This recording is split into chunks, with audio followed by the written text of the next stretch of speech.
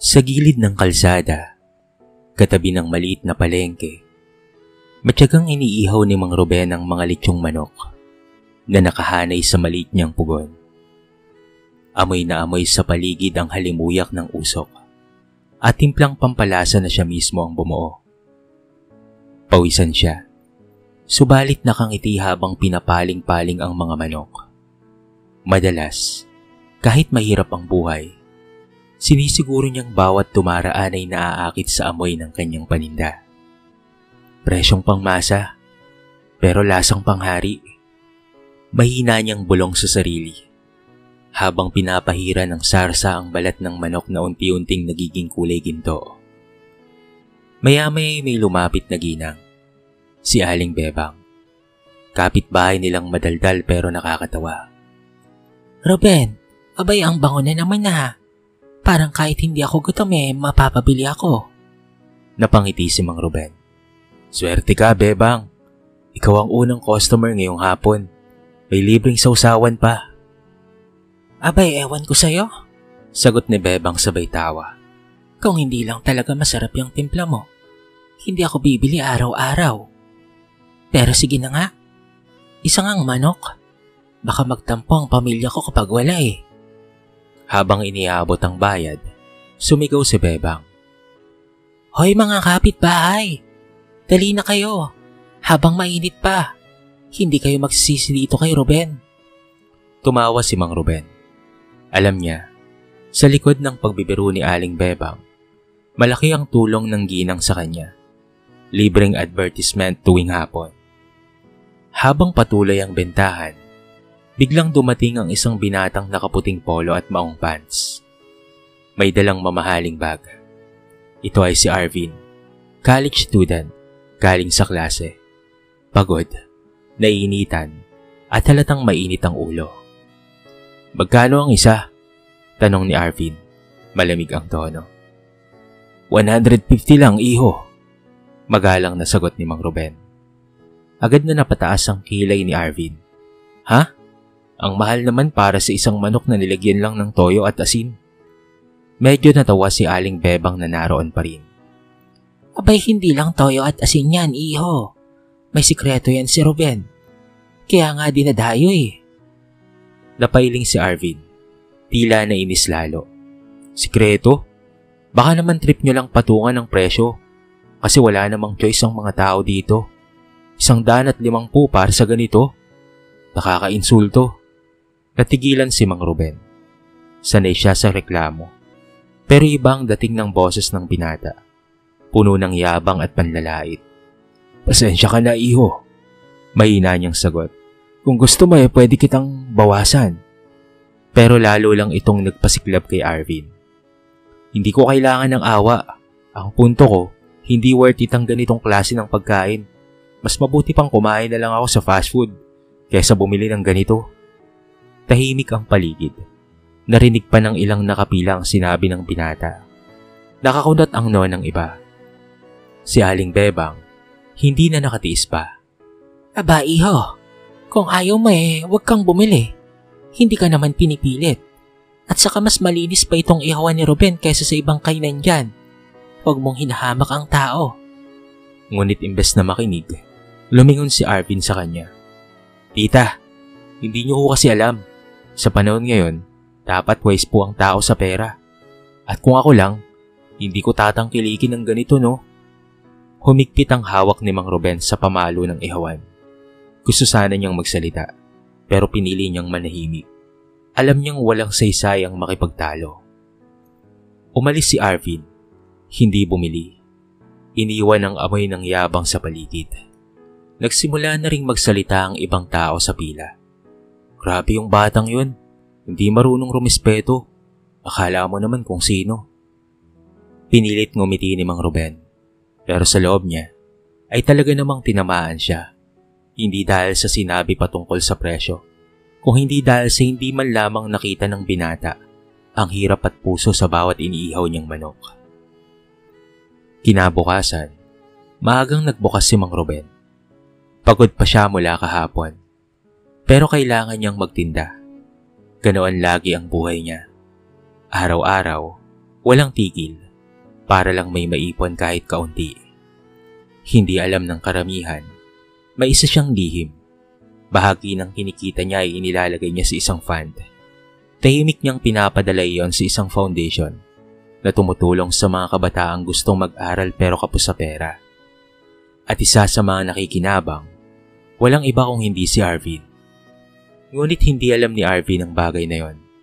Ang buong akala niya, isang anonymous donor lamang ang nagbabayad ng malaking bahagi ng kanyang tuition at pati na rin kanyang miscellaneous fee.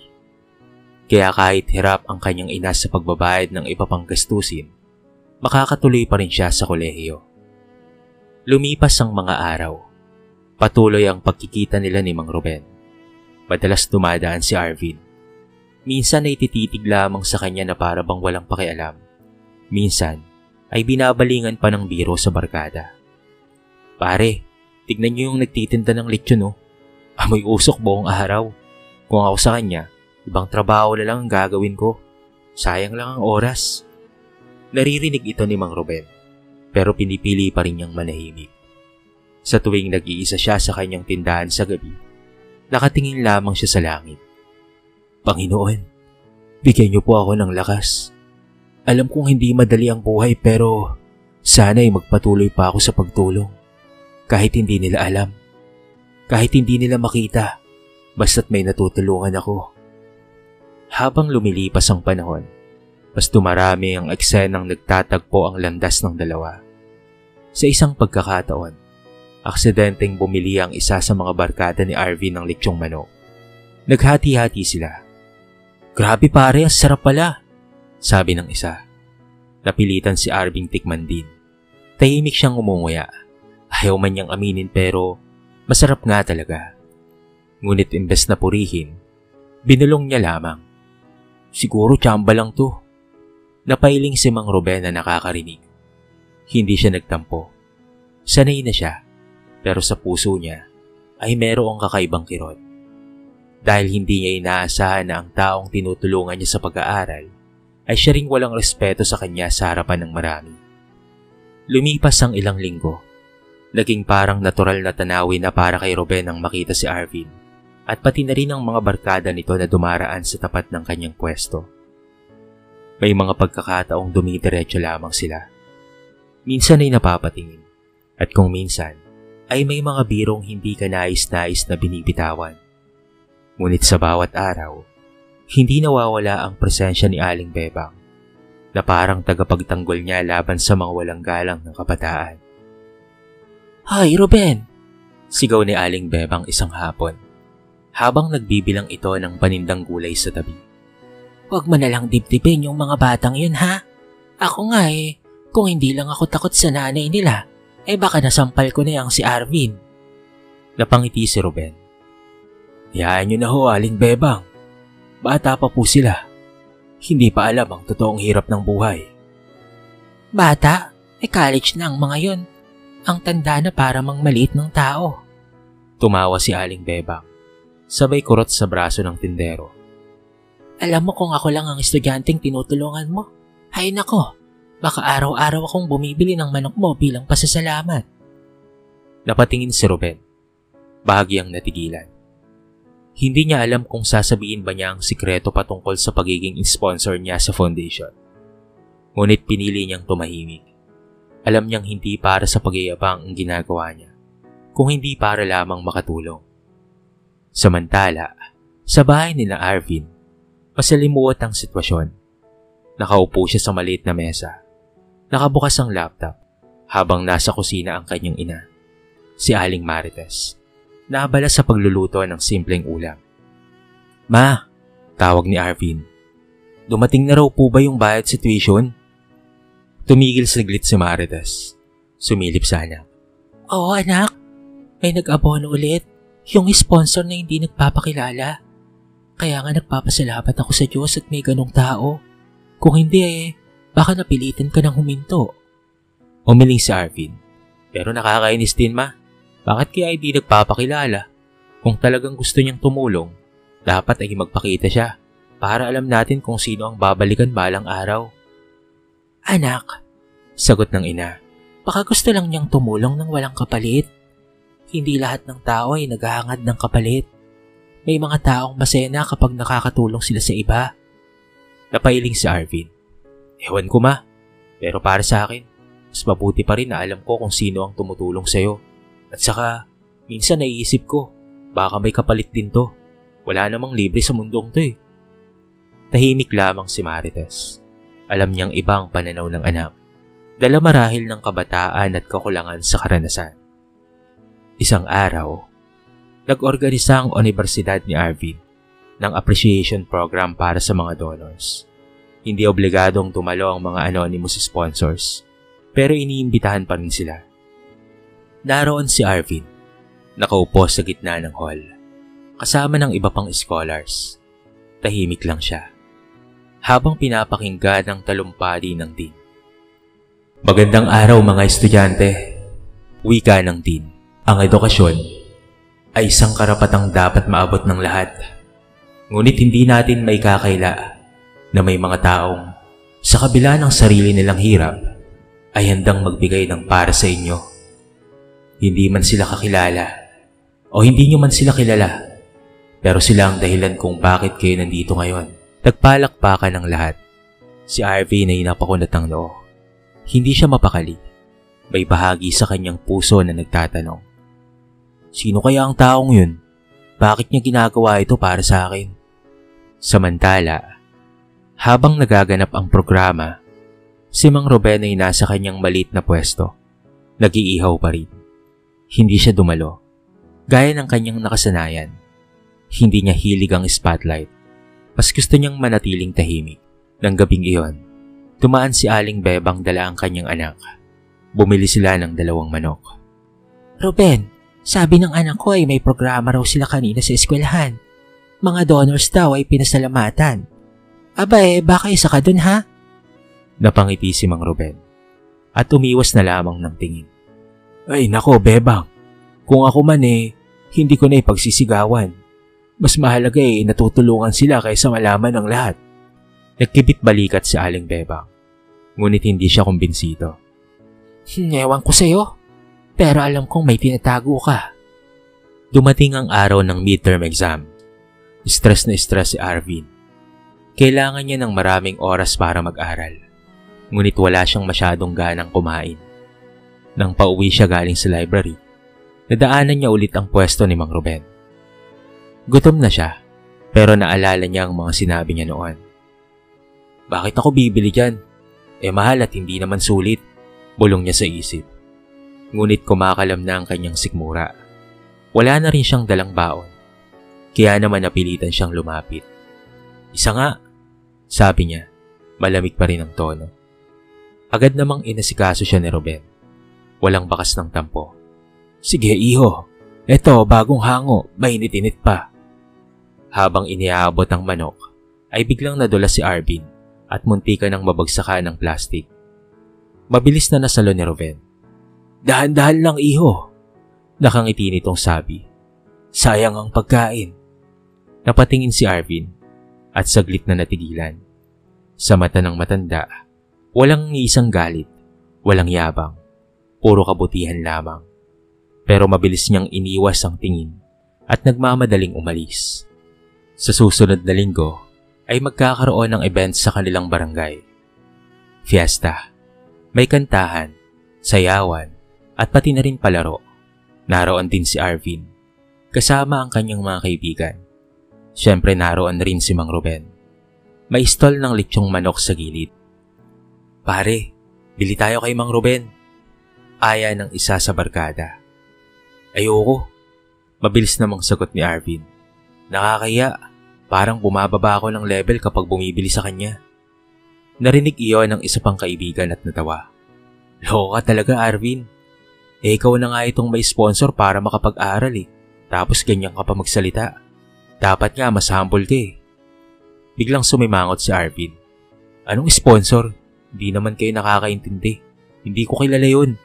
Kaya hindi ko kailangang magpasalamat. Hindi na kumibo pa ang mga kaibigan niya. Pero ramdam ang bigat ng hangin. Samantala, may mga batang naglalaro malapit sa pwesto ni Ruben. Isang bata ang nadapa at nasugatan ng tuhod. Agad itong nilapitan ni Mang Ruben. Kinuha ang maliit na first aid kit mula sa ilalim ng mesa at tinulungan ng bata. Aray, Mang Ruben! Iyak ng bata. Shh! Saglit lang anak ha. Lilinisan lang natin. Tapos lagyan natin ng band-aid. Ayan, huwag ka nang iyak ha. Libre na rin ng candy. Nagtawanan ng mga tao sa paligid.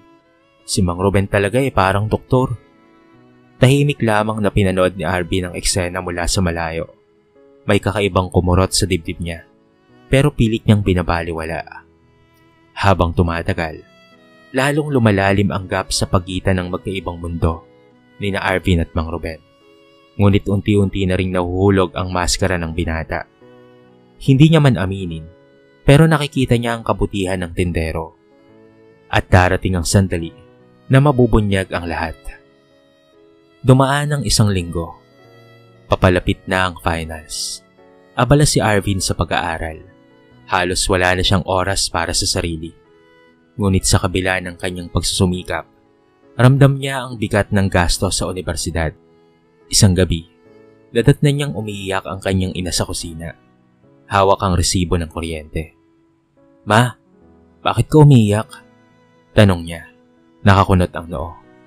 Anak, wala pa tayong pambayad ng kuryente. Kung hindi pa dumating ang bayad mula sa sponsor mo, baka maputulan na tayo. Sagot ni Marites habang pilit na pinupunasan ng mga luha. Napahawak si Arvin sa kanyang ulo. Nakakainis. Laging umaasa sa hindi nating kilala. Sino ba talaga ang taong yun? Bakit hanggang ngayon hindi pa siya nagpapakilala? Tahimik ang kanyang ina. Wala siyang sagot. Ang alam lang niya ay may taong tumutulong at malaking biyaya iyon. Kinabukasan sa universidad, pinatawag ang lahat ng scholars para sa isang pagpupulong. Sabi ng dean, may espesyal na pahayag raw patungkol sa donors. Mga estudyante, panimula ng dean, nais naming iparating na sa kabila ng hirap ng buhay, may mga tao pa ring handang magbahagi. Isa na ang mga donors natin na matagal ng anonymous. Pumayag na silang makilala nyo ngayong semestre. Hindi man siya nakapagtapos ng mataas na edukasyon, pero ibinuhos niya ang kanyang mga pinagpaguran para sa inyo. Nag-ingay ang buong hall. Curious ang lahat. Sino kaya ang taong iyon? Tahimik lamang si Arvin, pero mabilis ang tibok ng kanyang puso. Ito na siguro, malalaman ko na rin sa wakas. Nang tawagin ng dean ng pangalan, lahat ay napatingin sa pinto. Pakiakit naman po rito sa entablado, si Mr. Ruben Santos. Parang tumigil ang oras kay Arvin. Nanlaki ang kanyang mga mata. Mula sa pintuan, marahang pumasok si Mang Ruben. Nakasuot ng simpleng polo at pantalon. Pawisan pa na parang diretso galing sa ihawan. Mahihain ang kanyang ngiti, habang nagpapalakpakan ng mga tao. Natigilan ng iba. Nagulat rin ng marami. Pero si Arvin, parang binuhusan ng malamig na tubig. Siya? Siya ang tindero ng lechong manok, di ba? Bulong ng kanyang isipan. Hindi. Hindi ito maaari. Imposible. Ngunit totoo. Habang umakit sa entablado si Mang Ruben, pinapakilala siya ng dean. Si Mang Ruben po ay matagal nang nagtitinda ng lechon manok sa palengke. Sa kabila ng simpleng hanap buhay niya, naglalaan siya ng bahagi ng kanyang kita para sa scholarship fund ng ating universidad. Isa siya sa dahilan kung bakit maraming estudyante, kabilang na si... Tumingin ang dean sa listahan. Kabilang na si Arvin Marquez. Siya'y nakapagpapatuloy sa pag-aaral. Parang pinagbagsakan ng langit at lupa si Arvin. Hindi siya makagalaw. Nakatingin lamang siya kay Mang Ruben, na nakayuko, tila nahihiya pa sa papuri. Lumapit ang dean kay Mang Ruben at iniabot ang mikropono. Sir, baka may nais po kayong sabihin. Mahinang tinanggap ni Mang Ruben ang mikropono. Magandang hapon po sa inyong lahat. Pasensya na at hindi ako sanay na magsalita sa harapan ng maraming tao. Gusto ko lang pong sabihin na hindi naman ako mayaman, katulad ninyo. Araw-araw din akong nakikipagsapalaran para may maipakain sa aking pamilya. Pero naisip ko, kung ako lang ang makikinabang sa pinaghihirapan ko, baka hanggang doon lang ang kaya ko. Kaya kung may kaunti mang sobra, masaya akong ibahagi sa mga kabataang nangangarap na makapagtapos. Napaiyak ang ilang mga estudyante sa narinig. Malakas ang palakpakan ng buong hall. Ngunit si Arvin, nanatiling tulala. Para siyang sinampal ng katotohanan. Siya ang iniinsulto ko. Siya ang tinatawag kong walang kwenta. Pero siya pa pala ang dahilan kung bakit ako nakakapag-aral. Pagkatapos ng programa, nagmadaling lumabas si Arvin. Hindi niya kinaya ang bigat ng konsensya. Ngunit hinabol siya ng dean. Arvin, bakit ka alis? Hindi mo man lang baka kausapin ng sponsor mo? Hindi siya makatingin. Sir, hindi ko po kaya. Wala po akong mukhang maiharap sa kanya. Anak, ano ka ba? Sagot ng dean. Minsan ang tapang ay hindi lang sa pag-aaral o sa laban ng buhay. Nasa pagtanggap rin ito ng pagkakamali at sa paghingi ng tawad. Kung ako sa'yo, hindi ko hayaang lumipas ang araw na ito na hindi ko siya pinapasalamatan. Tahimik si Arvin, ngunit sa puso niya, merong naglalaban, ang hiya at ang pagnanais na makabawi. Kinabukasan, maagang pumunta si Arvin sa palengke. Hindi siya mapakalibo ang gabi. Pagdating niya, nakita niyang abala si Mang Ruben sa pag-iihaw, gaya ng nakasanayan nito. Huminga ng malalim si Arvin sa kalumapit. Mang Ruben, mahina niyang tawag. Napalingon si Mang Ruben, at nang makita siya ay ngumiti lamang ito. O Arvin, anong atin? Hindi makatingin ng diretso si Arvin. Ako po, gusto ko lang pong magpasalamat sa lahat at humingi ng tawad. Napatungo si Arvin. Sa lahat ng nasabi ko sa inyo, sa paghahamak ko, sa pangmamaliit, hindi ko alam na kayo pala ang dahilan kung bakit nakakapag-aral ako. Kung alam ko lang sana, hindi ko sana. Itinaas ni Mang Ruben ang kanyang kamay. Pinuto lang sasabihin. Iho, hindi mo kailangang magpaliwanag. Bata ka pa. May mga bagay na matututunan mo pa sa buhay. Ang mahalaga natuto ka ngayon. Tumingin siya, diretso sa mata ng binata. At tandaan mo, hindi ako tumulong para gantihan mo ako ng pasasalamat. Tumulong ako kasi gusto kong makatulong at wala nang iba. Tumulo ang luha ni Arvin. Ngayon lang niya naramdaman ang ganitong klase ng kabutihan. Pero Mang Ruben, garalgal ang boses niya. Hindi ko kayang hindi kayo suklihan. Kahit papaano, bahalang araw ay babawi ako sa inyo. Napangiti si Mang Ruben, sabay tawa ng bahagya. Sige, kung gusto mong bumawi, okay lang. Magtapos ka iho Magtagumpay ka sa buhay. At kapag kaya mo na, ikaw naman ang tumulong sa iba. Yun ang pinakamagandang sukli. Nang sumunod na araw, nag-iba ang pakikitungo ni Arvin. Hindi na siya dumadaan na mayabang o malamig. Sa halip, siya na mismo ang unang bumabati. Bumibili rin siya ng lechong manok. At minsan, tumutulong pang magbenta kapag maraming tao. Oy, Arvin! Biro ni Aling Bebang minsan. Baka maging assistant ka na ni Mang Ruben, ha? Natatawa lamang si Arvin. Okay lang po, tita. Basta't marami akong natututunan dito kaysa sa kahit anong libro. At tumawa silang lahat. Makalipas ang ilang taon, nakapagtapos nga si Arvin nang merong karangalan. Dumating siya sa araw ng graduation na kasama ang kanyang ina at pati na rin si Mang Ruben na inimbitahan niya bilang espesyal na panauhin. Pag-akyat niya sa entablado para tanggapin ang diploma, hinanap kagad niya si Mang Ruben. Nakita niya itong nakaupo sa likod. Simple pa rin ang suot pero masayang masaya. Nang matapos ang seremonya, agad niyang nilapitan si Mang Ruben. Niyakap niya ito ng mahigpit at bumulong. Salamat po. Hindi ko po ito maaabot kung hindi dahil sa inyo. Hinimas ni Mang Ruben ang kanyang likod. Huwag mo akong pasalamatan, iho. Pasalamatan mo ang Diyos. Ako ay instrumento lamang. Tumango si Arvin. Luhaan ngunit nakangiti. Opo, pero kayo po ang nagturo sa akin kung ano po ang tunay na halaga ng kabutihan. At mula nga noon, tinupad ni Arvin ang kanyang pangako Nang siya'y nakahanap ng trabaho at nagtagumpay, nagsimula rin siyang magbigay ng tulong sa mga estudyanteng nangangailangan. Hindi niya na hinintay pang makilala sila. Sapat ng alam ng puso niya, ang kabutihang tinanggap niya ay kailangang ipasa sa iba.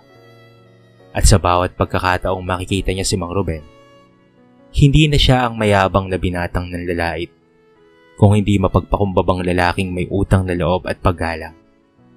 Sa dulo, natutunan ni Arvin ang pinakamahalagang aral. Huwag manghamak ng tao, sapagkat ang hindi mo inaasahan ay siya palang magiging daan ng iyong tagumpay.